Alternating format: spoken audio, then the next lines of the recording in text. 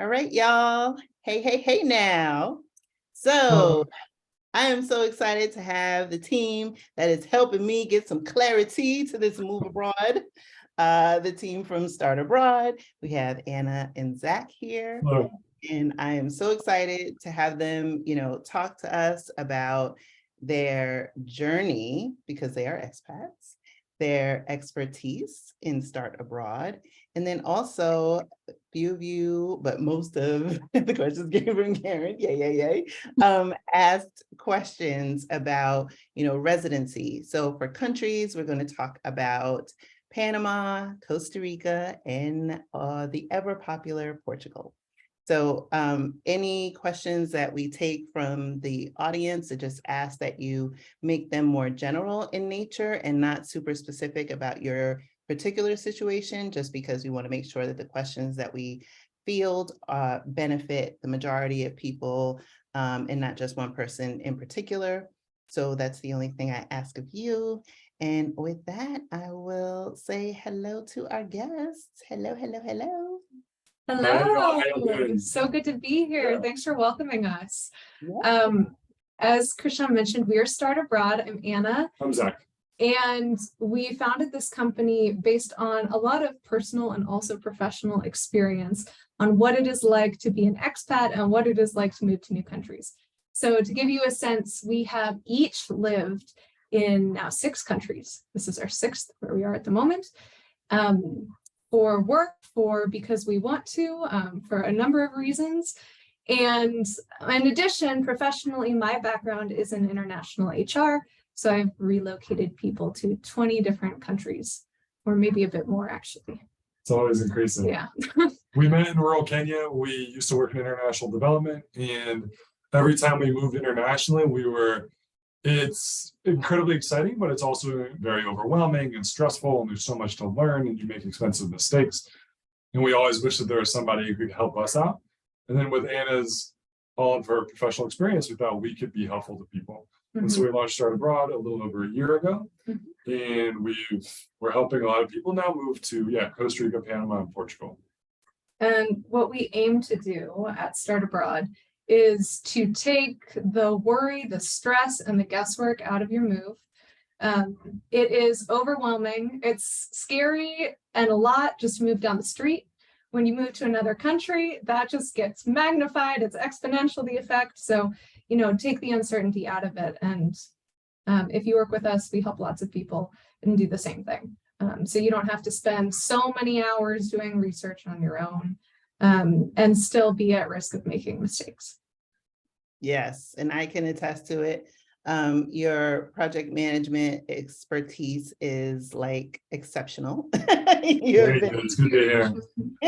You've been so wonderful in keeping me on task. And I know some of the other members that are in Blaxit Global Passport and in our community are already working with you and have been singing your praises as well. And so I'm delighted that we have this opportunity to really tap into the wonderfulness that you both bring in terms of not only, helping with the countries that you mentioned, but also, like you said, the expertise and that you've helped people move to over 20 different countries in addition to the ones that you have lived in.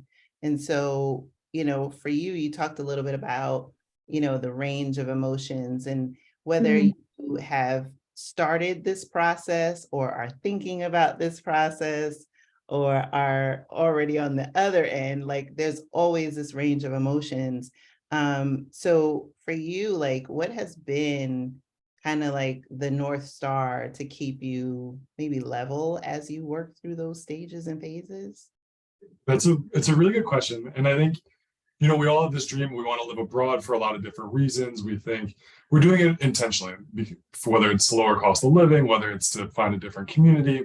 It's the dream, right? And we've often vacationed to these places, and the vacation was amazing. We're like, I can't wait to go live in Lisbon. I can't wait to go live on the beach in Costa Rica. And the truth is, moving is really hard, as Anna mentioned. There's actually this graph, like within a month after arriving in a new country, you're in a honeymoon phase, and you're like, everything is wonderful. And the next day, maybe something didn't work out, and then you're like, everything is awful. What did I do? And there's actually this graph, like your first 6 months in a new country, it's really, really up and down before you stabilize.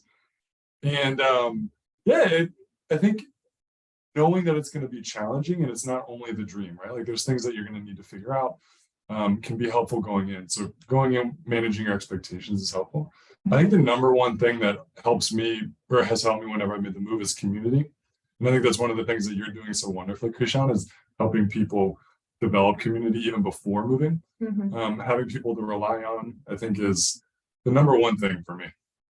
One thing I would add is that if you guys are in this group and you're thinking so seriously about making this move and you're starting to go through with it, you're doing that for a reason. There's there has to be a big reason behind why you would decide to pick up and go to another country.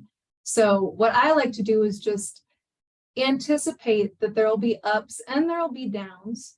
And when you're in a down, it's going to be a time where you have to remind yourself about why you made the decision in the first place. Yeah. Because in those moments, it's much easier to see the things that are harder about the new country where you are than it is to see the things that are easier or better about the new country where you are. They're going to be both. They're definitely going to be both. Yeah, it's not always like smooth sailing, and no country is perfect. And so you're going to go and you're going to run into things that are drags. So you'll move to Portugal, and for instance, the bureaucracy is not what you're used to in the US, where there's efficiency of systems is really prioritized in the US. And that's often not the case in these countries that we're moving to. And part of the reason we're moving to them is because there's a better work-life balance and there's a better quality of life. Better healthcare, better safety, better, name it. But it's more frustrating to get things done. And then, so on that day where you're like, why did it take me 8 hours to get my driver's license? Remembering why you made the move, plugging into a local community. That's how you get through it.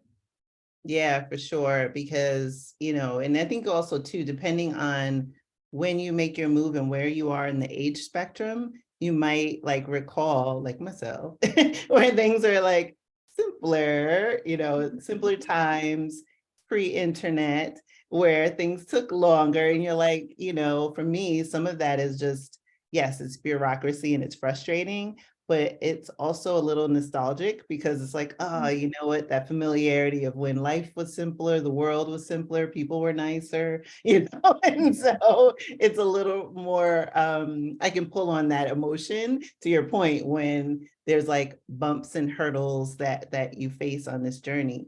So before we go into the questions on the countries, I am curious, what was it that had you both kind of narrow in on, Panama, Costa Rica, and Portugal as, those marquee countries for your first year of your business? Yeah, well, it was largely popularity. We knew we wanted to serve the American and Canadian markets. And, Portugal is probably top of the list, honestly, in terms of the interest in the past several years. And then Costa Rica and Panama. Costa Rica is also very, very popular. It's right on up there. And Panama being located just next to Costa Rica and being similar in many ways, it's kind of how that got added in there as well. No, that's about it. Yeah, I mean, Portugal, I think, is the most popular. Well, it's Canada, Canada, and Mexico are the two most popular for US expats. There was reasons we didn't really want to touch those, and so Portugal is the third. And actually, one of our first clients asked us for help doing Portugal. A pilot client. Yeah, so we said sure. And then Costa Rica, Panama, we speak Spanish. I've lived in Central South America for a long time. We live in Costa Rica now. And so it made a lot of sense to kind of start with those three countries. And now we're starting to branch out. We're helping some people with Spain as, more countries are making it attractive to move there. And so we're opening up our abilities to help with other countries. Yes, if anyone is interested in Spain, we're currently supporting one pilot client there. Yeah, so we're interested in kind of pilot arrangements. So. All right, I like that. I like that. Well, that is great because it's a nice little segue. Since you are in Costa Rica, we'll start with Costa Rica questions. Sure, of course. Yeah. So you talked about, your business is location independent, as is mine. So question is, does Costa Rica have a digital nomad visa? Great question. Glad you asked. It does. As of I think November 2022, they had implemented it. The basic requirement is you need to demonstrate that you've made at least $3,000 per month over the 12 months prior to applying. If you're going to bring any dependents, you can bring as many dependents as you want. So that's your spouse and your kids, maybe. You need to demonstrate that you've made $4,000 per month over the past 12 months. It's actually a really easy process. So a lot of the temporary residencies for a lot of these different countries can be pretty onerous. It can just take a while. There's a lot of bureaucracy to churn through to get them. The digital nomad visa in Costa Rica, the whole idea is to make it easy to get. So it's actually pretty simple. You'll get it in about 3 to 4 months. Yeah, and actually like the level of documentation you need is a lot less than all these other visas. So it's a really good option. If you haven't lived abroad yet, if you just want to live abroad for a year or two, it's good. It's valid for 1 year and you can renew it for 2. So it's a really good and kind of accessible option for a lot of people. You can also apply online, which is a big. Oh, wow. Well, somewhat. Okay, You're supposed to be able to, but it's true. There are parts of the process that you have to do in person, which is why we're especially helpful to people. you can get us to go do it for you. Yeah. But Yeah. It's not like you're going to have to go to a consulate in the United States. Right. I mean, relative to Like, Portugal. a 4-hour drive to Yeah. DC. You don't have to fly to DC. Like relative to Portugal, it's way easier. Wow. Okay, cool. That's good to know. So is there a pathway to citizenship with, I guess, maybe this is more broad, like any of the visas applicable to Costa Rica, do they open a door to citizenship? Just because some of our members, in addition to, you know, of course, they're considering, well, I always recommend do not renounce your U.S. citizenship. Never renounce your U.S. passport. Don't do it. Don't Never do do. it. Don't do it. But they are interested, like myself, in having citizenship in another passport. So do those visas open the door for that? Yeah. So, I mean, as you guys know, in Portugal, there's fairly direct routes, but in Costa Rica and Panama, you can get your citizenship after 7 years. So in Costa Rica, there are kind of 3 main temporary residencies, which is where most people start. That's the pensionado, so the pensioner, kind of like the retiree visa, the inversionista, so if you invest $150,000 in like property or a business, and then the rentista, which is you basically have to have $60,000 in a bank account. So you have your temporary residency for 3 years, after which you can get your permanent residency, and then after 7 years, you can switch to get your citizenship and get your second passport. Alternatively, you can also don't tell anyone we told you this, but if you have a child in Costa Rica, the child is automatically a citizen and the parents are automatically permanent residents. Or So- if you marry a Costa Rican, you know, that's another route. Yeah, so Probably not there might be supposed people, to. yeah. It's options upon options upon Yeah, exactly. options. Yeah. Okay, I Don't like that. pigeonhole yourself. You got options. Right, exactly. Look, I was telling you guys, like I scouted Costa Rica in October of 2021, because that was, you know, was narrowing down the consideration that. So, you know, that is also attractive, as well as the healthcare. So we could segue into that. You know, what does the healthcare system look like? Because, you know, you talked about, hey, you can have a baby here. So if that's the case, what's that looking like? Yeah, it's quite good. So there's both a public system and also a private system. Once you become a temporary resident, so this is pretty good, but once you get that temporary residency, you have full access to the public system, which is free at the point of receiving care. You do pay into that system a little bit every month. It depends on kind of your circumstances, but that can be maybe $200 to $300 per month or so. And that applies to your entire family if you're moving with a family. And then a lot of people supplement that with like a discount plan to get cheaper services in private healthcare facilities.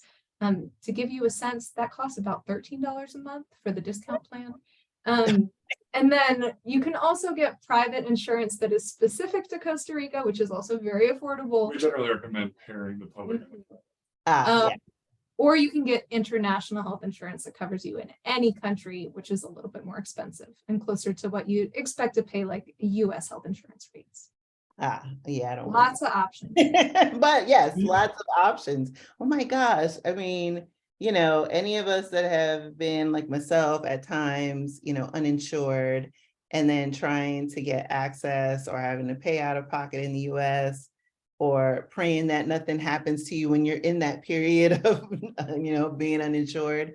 It's good to know that there are other countries that have gotten it right, at least with respect to healthcare. And then for you all, since you live there, what is the quality of the healthcare been like? I'm imagining at some point you'll have interfaced with the system. So the hospitals in the Central Valley, which is where San Jose is and where the majority of the population lives, are some of the best in Latin America. And they rank up there with some of the hospitals in the US. The challenge is the access, right? So like if you're in the Central Valley, you have incredible access. If you're out on the Caribbean coast, for instance, where a lot of people end up, your access is pretty limited. So when you have access, it's great. When you don't, it's pretty limited. So when you think about where you want to live in Costa Rica, that can be one of the major factors. And we talk to people all the time about, okay, so how far from the best hospitals in the country do you want to be versus how far from a good clinic versus, how far from a local, it's called EBAIS, which is like your local public health care, kind of smaller than a clinic. So that can be one of your factors, but there are lots of good options, the different lengths of time away. Okay, cool. That's good. Just a note, that should, one of the things we'll probably end up talking about is like, how do you choose where you're going to live? And a lot of people, and in any country, Portugal, Costa Rica, if you were going to live in Japan, I think part of what you need to think about is kind of your must-haves versus nice-to-haves. And depending on where you are in your life, like if you're a retiree and you have pre-existing conditions, you're going to want to prioritize proximity to hospital. Like that is probably a must-have. Because a lot of people will be like, oh, well, I'm going to live on the beach, but maybe the beach is 2 hours away. And so you want to start with the must-haves and then work your way out. And medical is one of the must-haves. And then schools are another one if you're a young family. That's great advice. It's like when I was in Costa Rica, I was by the beach. I was in Puerto Viejo, and just even going to the bank, it was like, oh, like walking was going to take way too long.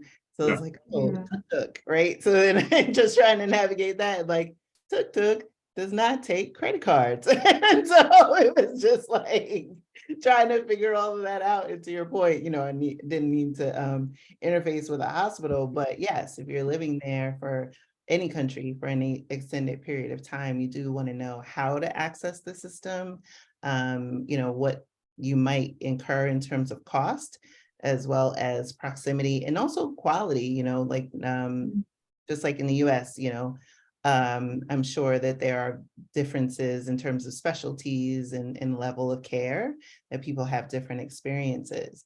So segueing a bit, because, Costa Rica and Panama share a border. So moving over to Panama, talk about Panama. So let's talk about this pensionado visa situation. Like, what is that? The pensionado. Yeah, the pensionado is great. The pensionado is probably the best visa for pensioners in the world. It basically it's very accessible, and it comes with all these benefits to entice you to move to Panama. Also, Panama is wonderful. A lot of the same benefits of Costa Rica apply to Panama. I think if you want to live in a more urban situation, Panama City is probably nicer than anything in Costa Rica. But then outside of that, I prefer Costa Rica, but it just kind of depends on what you're looking for. But so the pensionado visa, there's no age requirement. Basically, what you need to demonstrate is you have a lifetime fixed pension of at least $1,000. So, you could be 37 and on disability, and if you can demonstrate that it's going to be for a lifetime, for the rest of your life, you qualify. There is a way, there is a way to like lower that too. So if you make $100,000 investment in like a property in Panama, actually that $1,000 requirement goes down to $750. So it's super accessible, and it comes with all these crazy benefits. There's actually a long list that I wrote out because it's so long. It's you have a tax exemption of pre-owned goods up to $10,000. You get 30% off like boat and bus and train tickets, 25% off airline tickets. There's all these, every 2 years, you get some percentage, you get 100% off the duty tax from a car import. So there's all these like crazy benefits that just make life way more affordable in Panama if you're on that visa. So if that's your situation, yeah, That's and great. especially for people who are trying to like make their dollar go as far as possible, Yeah. that's a great visa option. And there's a lot of direct flights from Panama City to the US. It's on Mm. central time zones. So there's a lot to like about that. Wow. Dang, I didn't realize it was all that. Yeah, Okay. it's kind of crazy. You know, so then those are sometimes when I hear about different things in different countries, I'm like, ooh, did I choose a country too quick? And then it's like, hey, but wait a minute, there's a whole world, right? Yeah. That's the beauty of having options. That's the beauty of having options. So you talked about the benefits, and it is amazing, like 15% off hospital. It was like, oh my gosh, this is crazy. So if you are looking at like, I'm assuming, right, the healthcare is similar. In Yes, terms of it is. accessing public and private, is that like a pretty familiar thing? Yes, it is. In Panama, it's just a little bit different because they have like two different versions of the public healthcare system, but also private, which we also recommend people getting local private health insurance in Panama. But again, that's much more affordable than what you're probably going to be used to in the US. There are some really high quality hospitals in the more urban centers, like in Panama City and David. There are also plenty of good private clinics. And the quality of care, like in terms of world rankings and quality and efficiency, it's pretty close to where the US ranks as well. Okay, wow. And then the process for applying for the visa, is it like a lengthy process, or I know we're going to go into Portugal, but for most of their visas, it's still reasonable length of time. Is that the same for Panama and Costa Rica? You can expect everything to take about 8 to 12 months. People will tell you it's faster. You should budget for about 12 months. Okay. To be safe. Yeah. Got it. All right, cool. I'm looking at my list. I think we done covered. Is there anything that I missed related to those two before we hit the big one? I would just say about, especially Costa Rica, but also Panama, there's so many different types of places you can live. So if you live in the Central Valley, you're going to have all the amenities of the US, the great transportation. It's super safe. It's beautiful.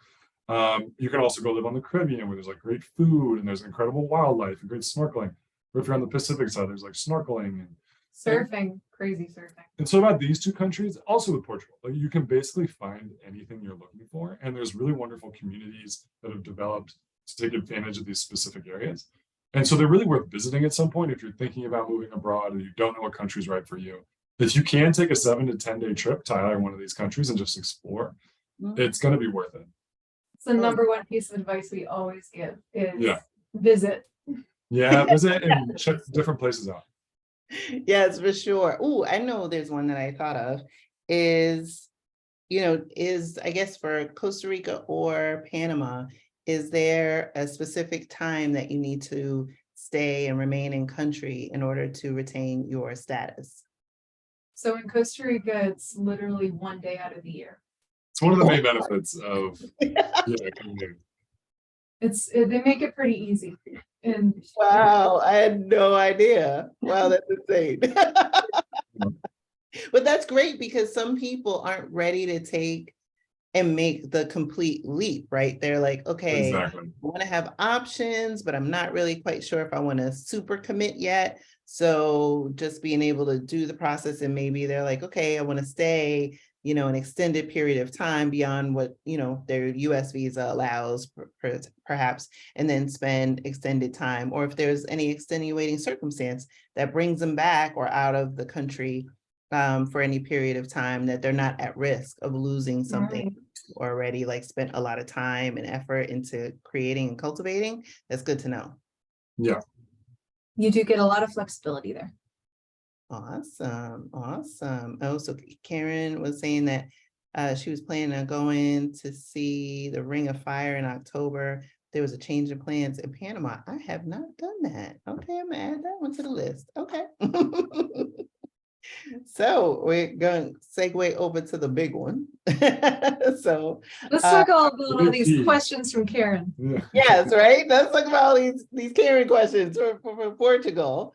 So Portugal, which many of us on the call are either in the process of, like myself, or are considering moving to Portugal. We've talked about, either on the podcast or, anybody could Google. One of the many reasons why Portugal is great is, the temperature, the healthcare, all the things, the terrain. I mean, we could go on and on. And now Portugal has a digital nomad visa. So let's talk about the digital nomad visa. And, if you have, I know there's an income requirement, like you had mentioned for Costa Rica, but if somebody has, a business, an online business, what do they need to do in terms of preparing for that? Great. So probably the first thing to talk about when it comes to the new digital nomad visa in Portugal is that there are two versions. You guys may have seen this, but there is the long term and there's the short term. And as things have played out over the past several months, we have seen that the requirements for applying to those are actually quite different. So the long-term D8 is your path to residency, and the requirements are very similar to the D7. So that's going to be, your 1-year lease, your NIF, your bank account that's funded, all these things are the same for the long-term D8. The main difference is that you're going to be having to show evidence of an employment contract, of your income amount, that your employer, if you work for another employer, is happy for you to work remotely, things like this, instead of focusing on your savings and your financial documents. The short-term D8 or digital nomad visa is easier to apply to, so you don't need the 1-year lease, you don't need the bank account that's funded, and it's a faster process as well, but it's only good for up to 1 year. So just to kind of keep that in mind to begin with. And then when it comes to what you're going to need to get the D8, so I will say the D8 is, although it's starting to become clearer now, still a new visa. So there are some inconsistencies still when it comes to how consulates are interpreting the rules. And there are also some things that aren't completely clear yet, especially when it comes to renewals. So just to keep that in mind. So if you have options between, oh, I qualify for the D8 or the D7, just to have clarity about what's going to happen for you, sometimes we recommend going the D7 route for now until it becomes a little bit more clear. But for the D8, basically the requirement is 4 times the minimum wage per month that you're showing that you're bringing in. So it's just over 3,000 euros per month. And they're going to look for documentation showing that you are either employed by a company, or that if you're self-employed, you're probably going to show evidence of your LLC and income coming in from that is consistent over time. I will also say one more good thing to know is that if you apply for the D7 and you qualify for the D8 at the same time, it is possible that you will get the D8 even though you never applied for it. That has been happening to a lot of people. Wow, bonus. So things are kind of in the mix right now when it comes to the difference between these two visas. But I will say that the D7 and the D8 long-term are very similar. So get all of your packet of information together the way you would expect to for the D8 and go in and you'll see what the consulate tells you. If you want help, that's one of the things that we do. Yeah. And we'd be happy to talk to you. Yes, And I can't stress it enough. Like, they are awesome to work with. Thank you. Okay, so let's talk about healthcare.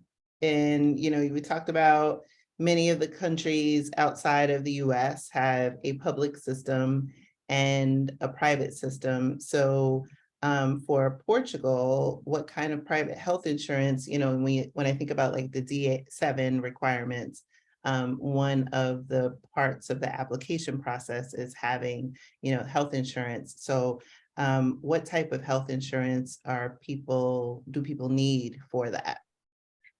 Yeah, so Our typical recommendation is that you look into an organization called AFPOP. It's an expat organization in Portugal, and they have a group health insurance that is pretty affordable, that makes sense for a lot of people. If you have a pre-existing condition that you need coverage for, or you're a little bit older, then we often recommend those folks to look into a company called MGen. It's MGEN in Portugal.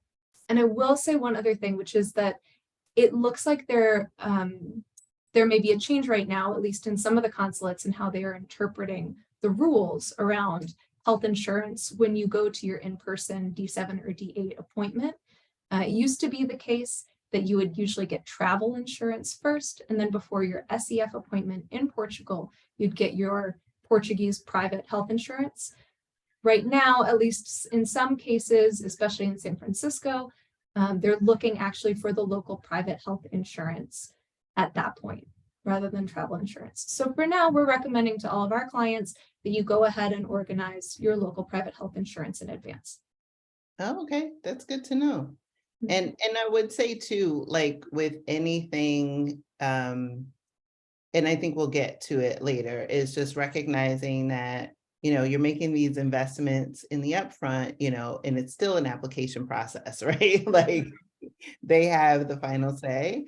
And we'll talk a little bit about that later, but just to kind of let people know that, yes, even though you are like purchasing insurance or opening bank accounts, it doesn't mean that it's a sure thing. So just want to level set that there. That's a good point. That's a very good point, yes.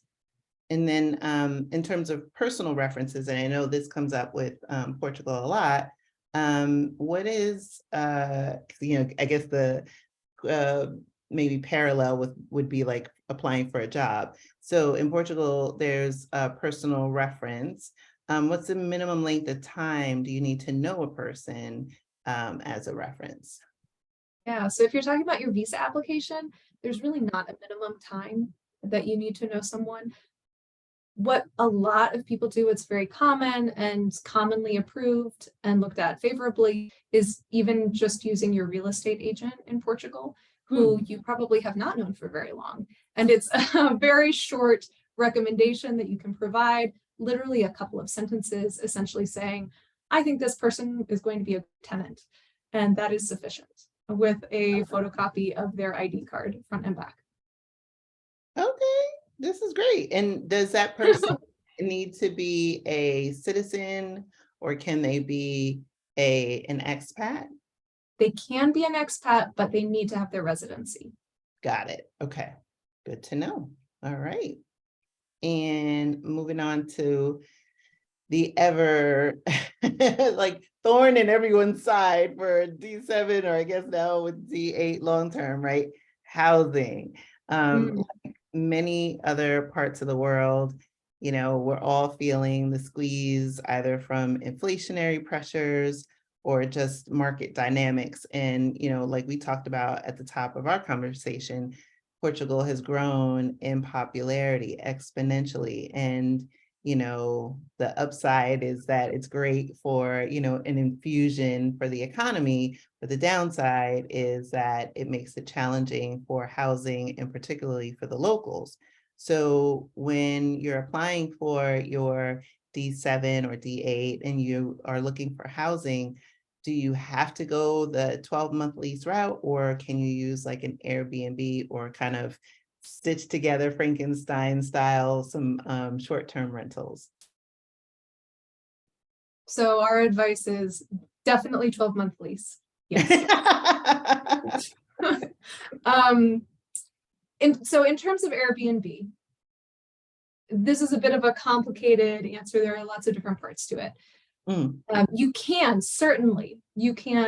find a property through Airbnb and negotiate off platform with a landlord to get a 1-year lease. That's something that people have done. I will say it is less likely these days, because in order for that to work, the landlord is going to have to change the way that property is registered from a short-term rental to a long-term rental.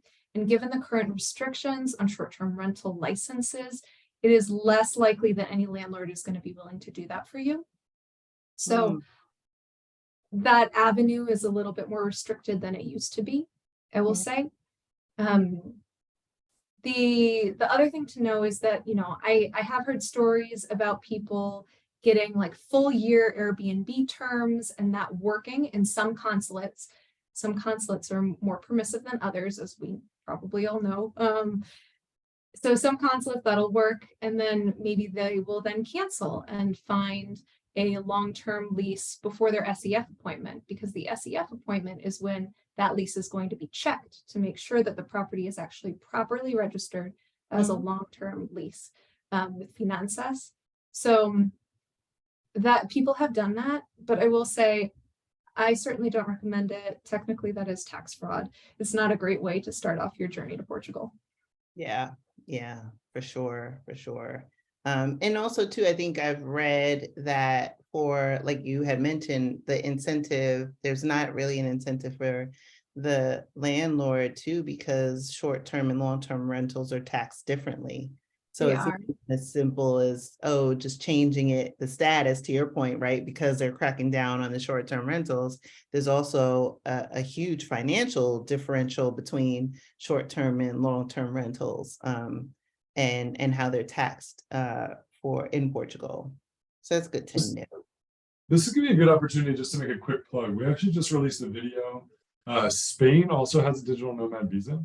And it's actually very similar to Portugal's, but it doesn't come with that 1-year lease requirement, which makes it, and actually the income requirement is slightly easier to achieve. And so if people are really wanting to move abroad, but like can't quite meet the requirements of Portugal, or there's just a few barriers, check out the video, check out Spain's digital nomad visa, because it could be a good option. Oh, cool. And if you have the link, if you could drop it in the chat at some point, that would be fantastic. Awesome. Just reading a note. And then moving on to bank accounts, which I'm going to be doing a video on probably this week, because I did not realize that this process was as long or as involved as it is. But I mean, mine is done. Now I'm just trying to Hooray! money from the US to Portugal, which is a whole nother situation.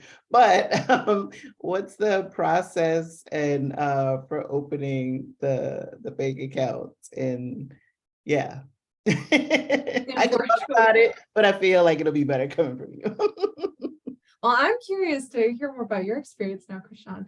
So I will say at Start Abroad, we partner with Border to both get NIFs and to open bank accounts. So when we talk about that, it's really our experience working with them. I did want to bring up one important thing, though, about some changes that have recently come out related to Millennium Bank, which Border has been working with in the past, which is important to know. So previously, I think the question you were talking about, Krishan, was a little bit about this like initial funding amount, like what do we have to put in up front? Initially, it was 500 euro. I think you all know, most likely, if you're in this process, that eventually, before your appointment at the consulate or at the VFS office, you're going to want a full year of the Portuguese minimum wage. So that comes out to a little over 9,000 euro. But so you are aware, Millennium Bank is currently asking for just over 7,000 euro to be deposited within 30 days of opening that account. So if you're looking to open your bank account, let's say pretty far in advance, if that feels uncomfortable to you, you may want to hold off for a couple of months closer to your VFS or consulate appointment if you want to wait to put that much money in. Yeah, that's good to highlight, because I am at Millennium, and Blaxit Global has a relationship with Border as well. Y'all get a discount for using our code. But you're right, like the process, you know, is lengthy, but now in the paperwork that I had to go through for Millennial, they did say like, oh, I have 30 days. So I think this Friday makes the 2-week mark. So I'm like, all right, come on now. Because it's like, you know, like my bank doesn't do like wires, so then you have to move to another bank, then it has to sit for a little bit. Then it's just like yeah, absolutely, it can get complicated. It's involved, but you know what, it's worth it. But that's great advice in terms of how you want to think about, timing yours. And even with me, like I was in Portugal last year and I could have done the whole NIF and bank account then, but I had other things like I wanted to change my state residency and things like that to make sure that all my documents, showed the address that it's going to be my permanent US address, not where I am right now. So just being able to be thoughtful in your planning process is really important. And that's why I think having a partner like you is so important and critical to, talk through, the goals, the process, and really lay out a real thoughtful timeline and plan. I will also say a lot of what I've been highlighting just now is because I feel like we need to tell people because it's all very recent information. This thing with Millennium has happened within the past several weeks. The Airbnb restrictions that was announced in February, like all these things, there are changes, there are evolutions to the process constantly occurring, especially with the consulates, with health insurance. So it's good to have someone looking out for you to make sure that as changes come, you are prepared. Well, Yeah. in our experience, so, we move people to these 3 countries and we keep an eye on a lot of other countries. And in our experience, Portugal, more than any other country, the immigration process is such a moving target. Things are just always changing. And like, there's 10 different consulates and they all have different rules. And more than any other country, I think it is beneficial to have somebody who it's kind of their job or full time, you're looking at keeping track of the changes, or else something will change. And then 4 months later, you thought you were perfectly prepared. Right. And it turns out you have a surprise. Yeah. Right. The immigration process is kind of wild. Which kind of gives into Malcolm's question. He just slid in there. Is like, what's the biggest gotcha or most difficult thing to adjust to when living in Portugal? Well, I think this is true of Portugal. I think it's also true of a number of countries if you're moving from the US, which is about customer service, actually. In the US, I think we're kind of spoiled by how we're always in this mindset of the customer is always right. And your job is to serve me as the customer. And you're going to go out of your way to make sure I'm having a good experience. And that's just not the case in other countries. There are more holidays taken and less priority maybe given to the clients with, maybe also less capitalist societies. It makes sense. Which is good on the one hand because it's just a more reasonable pace of life. On the other hand, very frustrating, especially when you're not used to it. Portugal specifically, I would say a lot of the apartments are very cold. Like there's not great central heating in the apartments, and there's a lot of like mold issues in the older buildings, which a lot of Americans and Canadians struggle with when they go. So a lot of people get space heaters. You might want a humidifier. And of course, the most important thing is looking at that energy rating when you are looking for apartments. Yes. Pro tip. It is on all listings. It is there. The information is there. Yeah, so that was new for me, like the rating. I had been looking on Idealisha for a while, and then, at that point, right, I'm looking at pictures and prices. And then it was like, closer I got, I was like, okay, let me look at these descriptions. And I'm like, what is this? Right. So when you're looking at places, and when I stayed last year, I was very intentional.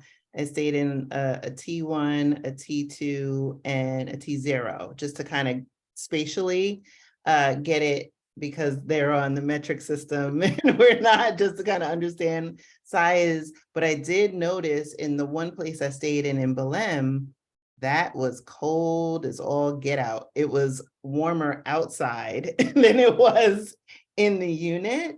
So in terms of pro tips, like what's the lowest you should go before you're like, look, you're setting yourself up for heartache?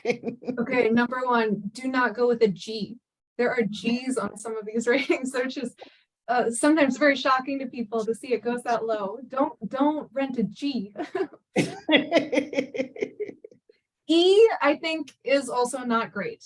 But it depends on you, and it also depends on your sensitivity to these things. If you know you're pretty resilient to cold in the winter and you don't mind, keeping on an extra layer of clothing, then you might be fine with a D. Krishan, let me rephrase the question. So you're very sensitive to cold. I'm very sensitive. What would you choose for you? I would not go below a C personally. Okay. Thank you, Zach. So as a follow-up, like I guess there's the whole concept of energy ratings is foreign to many of us, right? That have not lived in Portugal, that have not lived in countries that adhere to that system. So is that something that you can kind of like summarize? Yes. So, well, it basically has to do with the amount of insulation in the unit. So as you guys know, there are many properties in Portugal that are much older, built in times where they didn't have the same modern standards when it came to insulating. And properties in which it's hard to add that later on. So these are where you're going to expect it to both be colder in the winter and also hotter in the summer. There's just less temperature control. And they're less energy efficient. And they are less energy efficient. So the costs of heating and cooling a space will also be higher. However, for those older apartments, you're not going to have the kind of the AC heating systems you may be used to in the United States. Anyway, it's much more likely to be like a plug-in solution, something that's more mobile or portable. So those are less cost intensive anyway, I would say. But I would think about it in terms of, are you going to be comfortable moving around your house at ease versus are you going to be pulling your heater behind you everywhere you go in the winter? Yeah, that's true. Because boy, like I said, I still can remember that particular one in Belém, and I was like, "What is?" And then on my last day, the heater went out, and I was like, "Thank you, Jesus! I'm about to get up out of here," because it was so cold. I was like miserable. But thank you for that explanation. So, okay, try not to go below a C, or if you do, just be prepared that you're going to spend more for energy. So it's pretty straightforward and simple. And then I think about, so one thing in terms of the D7 application, and I think that's kind of where I am in the process, right, is the whole structure / explanation of here's where my financial picture looks like. So, in the US, and maybe it is more challenging for other countries that administer these programs, right, from government workers to kind of understand even our system, like I have a lot of different bank accounts. So is there any like rule of thumb as it relates to either simplifying the picture or structuring things in advance of taking the step of doing the whole visa application? Yeah, so I would say as a very, very high level general rule of thumb, your applications to the Portuguese government, simpler is better. People tend to overcomplicate things. I would say this applies more than anything to the personal statements, but across the board, it's good to keep things quite simple. The other thing that is good to have in mind is that the very common places that you could hold income or receive income from or have your savings from, Social Security in particular, will be very clear and easy to understand for Portuguese government officials. So let's say if you qualify just based on your Social Security payments, just say that. Keep it simple. Don't provide more information than you need to. A lot of people want to provide every bank account and every piece of documentation they have to say like, look here, you see, and that's going to create problems for you. Only provide like kind of the bare minimum of what you need to meet the requirements. To make sure that you qualify. Now, that said, what we do typically recommend is, if you are able to put more than the minimum amount in your Portuguese bank account, put double. When it comes to showing your income is above the 760 euro per month that is currently the minimum wage, if you can show double that, that's way better. So it's a little bit of a balance in terms of the simplicity versus showing like, I not only meet these requirements, I knock these out of the park. Like if you can do that, great, you should do that. I think this is a conversation that can be a lot more individual in terms of what's going to do that for you, what's too much versus kind of hitting it the right way so that it makes sense. That makes sense. I like that. Okay. So there's some pet parents like myself that are making this whole journey. So what is that whole, I mean, I know what the answer is, but what is that It's whole a process, Krishan. It's a process. it's a process, boy? I'm looking at her like, love your little furry butt. Oh no, we know we have so many pets. So yes, it is a process with several steps. I will say that the part that tends to be the most difficult for people is the timing. Particularly, there is a form that needs to be filled out by a veterinarian that's accredited, and then it needs to be endorsed by the USDA. And that all needs to be done within 10 days of when you are getting your pet on a plane to go to Portugal. So it is important for that process to be quite on top of things, to make sure that it goes smoothly so that you can meet the schedule that is required of you to move your pet. So that's the first thing I would say. If you want to work with us on that, we will help you do it yourself for a very reasonable price, not like a pet relocation company that is doing everything for you. Although that can be great too. If you would like someone to take it out of your hands, we can also recommend some people who will do that for you. If you want to do it a little bit more affordably and do it on your own, but have someone making sure that you're on top of it, that you're connected with the right kind of veterinarian who can fill out the paperwork for you, that you're doing things in the correct order, we can help you with that. Okay, cool. I'm gonna jump to this one and then we'll end on that one. So what is the postal system like? Because it's so interesting. I have gone to different countries. I've scouted, I've gone, for travel, and I'm always struck, and I think it was most obvious was when I was in Costa Rica that that there weren't like obvious addresses. There are And no addresses in Costa Rica.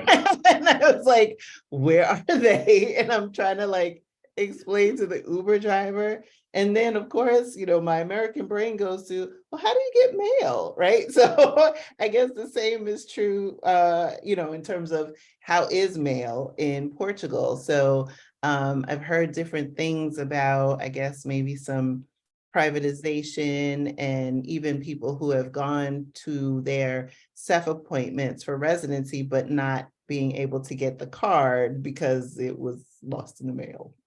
Yeah, you would be surprised to know, lucky in terms of our postal system in the US, in terms of efficiency.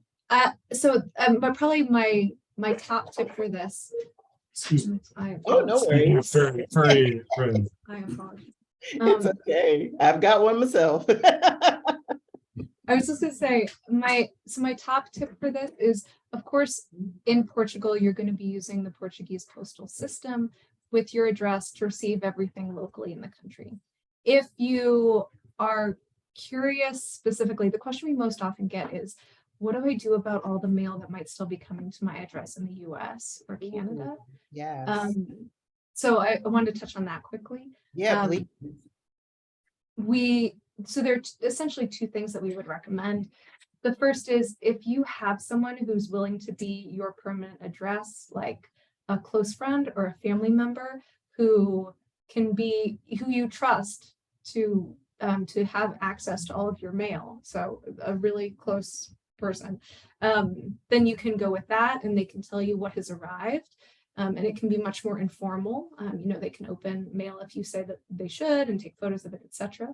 Or you can get a service to do this for you. So there are virtual mailboxes and also international mail forwarding providers who can both have secure online systems where you can see your mail that has been scanned, or if it's a package, let's say it's like a credit card, something important that you need, they can forward that to you in any country in the world. So definitely recommend looking into that. Yeah, for sure. That's awesome.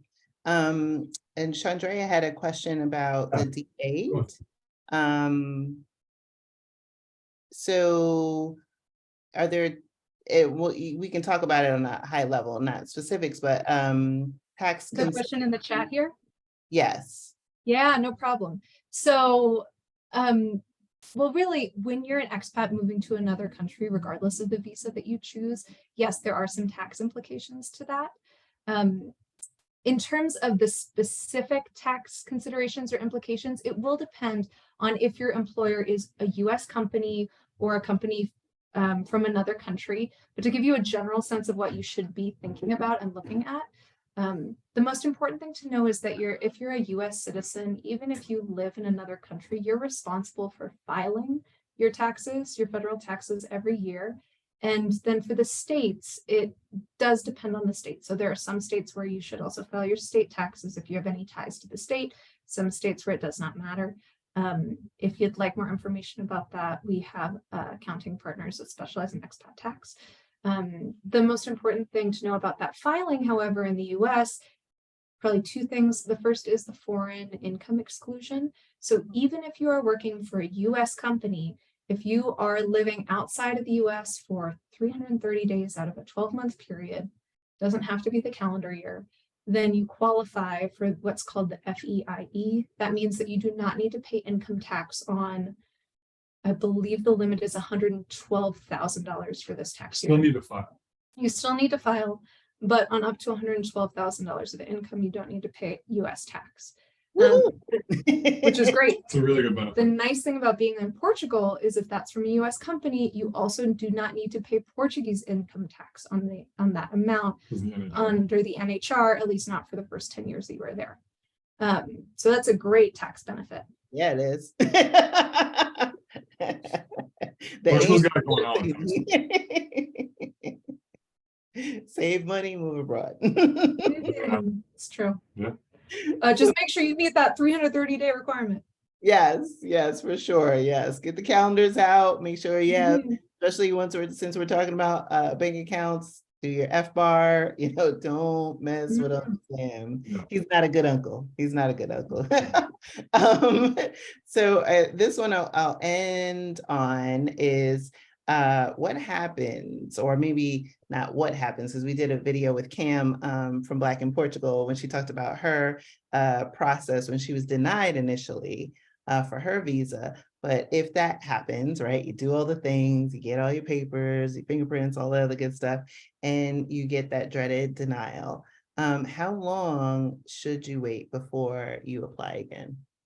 Yeah, so, well, the first thing I would say is you should appeal. So you have 10 days from when you receive the reason for the denial to appeal. So you should definitely appeal, look at the reason, see if you can do anything about it within that time frame, try. If that does not work, we do not recommend appealing for a second time, which is an option, but rather, as you mentioned, Prashant, to reapply later. It really depends on the reason for the denial. So you are going to have to look at, is it that you need to show more income, more savings? Do you need to get that 12-month lease?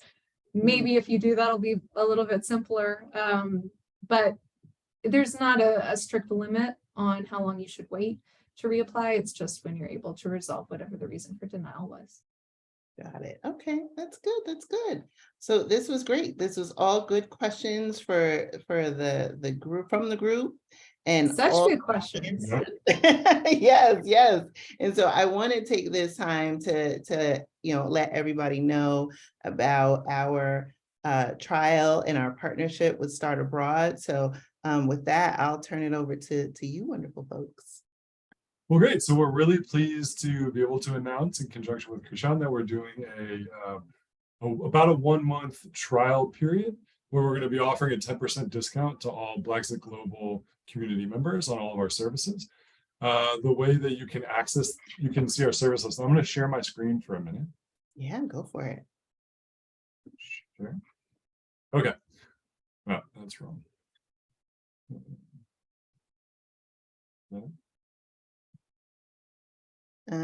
Seeing there it is. There it is. Yeah. Okay, great. So I will put in the chat function of the call the URL for this, but essentially we have a special page with kind of promoting this partnership. You can see all of our available services with the special pricing here that takes into account the 10% discount. Our flagship offering is called the concierge service. which is basically everything you're going to need from start to finish. So from your discovery and planning phase, that means that you're thinking about moving abroad. You don't really know what it means for you, but you know you want to do it probably within the next 12 months. We can start working with you. We can start figuring out which country, even which town. We'll start Which neighborhood in Lisbon? Yeah, or Costa Rica or Panama, kind of which visa route is right for you, how to kind of prepare yourself. Down through 30 days after you move, we're going to be available as you get settled. And then, so that concierge service includes all these one-off services. So like an exploratory trip, which is we're going to help you plan the trip to go investigate that country. The arrival package. So it can be kind of stressful to arrive in Portugal the day you're moving. So we'll pick you up. We're going to help you get your phone set up. We're going to give you an orientation to the metro if that's relevant to Yeah. where you are, and give you a tour of your new neighborhood so you know it really well. All of these things. And we can help you with your visas. So it's basically, it covers kind of everything. And you can either do the concierge service, which includes everything start to finish, and we'll have bi-weekly calls to keep you on track and talk through any options. Or you can just get a one-off service. So let's say you just want help finding an apartment for that D7 visa, we can help you with that. Pet relocation, we can help you with that. Wow. So we kind of and we're happy to be flexible too. If you have a need that doesn't appear on here, reach out to us and we'll come up with something to help you out. So what we're gonna ask people to do is submit this interest form, and then we'll reach out within 1 to 2 business days to schedule a call with you, and we'll just take it from there. Wow, fantastic, fantastic. I'm excited about this collaboration. Like I said, I can speak firsthand to the quality, the professionalism, all of the explanation. And like I said, the project management is like expert, spreadsheets, all the other stuff. Like, if there's anything that I have any questions about, even in the interim, I love that, the thoughtfulness and everything is just detailed and organized in such a way that I don't have to like wait the 2 weeks until we talk again, right? I can go through it on my own and kind of work through it. So like I said, myself, and I know some of our members in the community are already working with you. I can't say enough good things about the wonderful level of service and the partnership I'm excited about. Yes, and Chandra is like, the customer service, yes, it's amazing. And so definitely encourage, those of you who are, whether you're on the call right now, watching the replay, we'll also have this out on YouTube. We just want you to take advantage of this opportunity because, like I said, the process it's a lot, right? And everybody has a different, unique situation, but for many of us, we're either juggling a full-time job or other responsibilities or a business, and other things in addition to, planning a life in another country. I'm half packed in my house, right? There's papers everywhere. The last thing that, I wanted to do was now divert that attention to something that's so important that I could make a mistake. And so, in case in point, I guess this is a nice way to close it out is, Anna, we were talking the other day and I was making my VFS appointment and I did it wrong. And I did it and I was like, oh, I can't wait to tell Anna. And then a couple hours later, I was like, didn't ask me for money.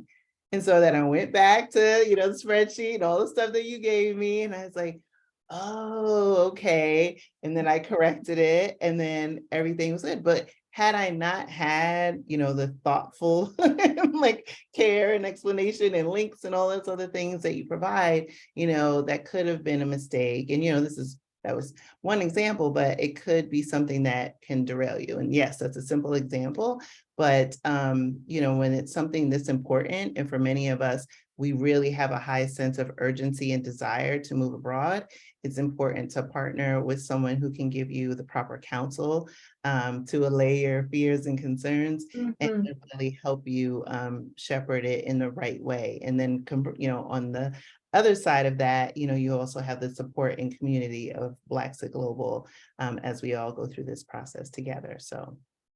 Well, thank you so much for that. We're really excited for the opportunity to work with you. We think of ourselves as the trusted partner and guide. You know, a lot of this stuff you can do yourself, but you're going to sink hundreds of hours into it. Which, you know, if you value your time at $50 an hour, for instance, it's like tens of thousands of dollars over time, and you can still make expensive mistakes, and it's really stressful, and it just doesn't need to be. So we hope that we can take a lot of that stress out of the process so that you can get excited, because it should be a really exciting process rather than what's really stressful, overwhelming. Absolutely. Absolutely. Well, with that, I just want to thank you for, you know, your time, your energy. Thank you. Yeah. And thank you all for tuning in. These It's questions. lovely to meet all of y'all. And thank you, Karen, for the questions. And everyone else too. Yeah. And we'll be looking forward to being in touch. So you can submit that interest form or just reach out. I've shared Anna's email. Please be in touch. We'd love to speak with you. Yes. Thank you so much. Take care, y'all. Talk to you Take later. care. Thanks. Have a good one. Thanks. Bye.